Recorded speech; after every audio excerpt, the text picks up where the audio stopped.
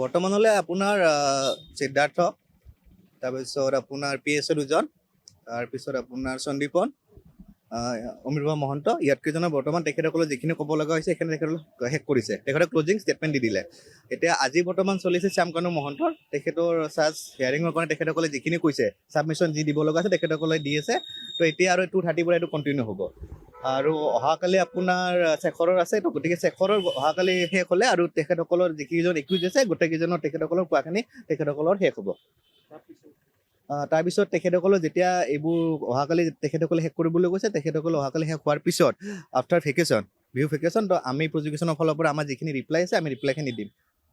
এতিয়ালৈকে কাৰ কাৰ শেষ হ'ল বুলি ক'লে?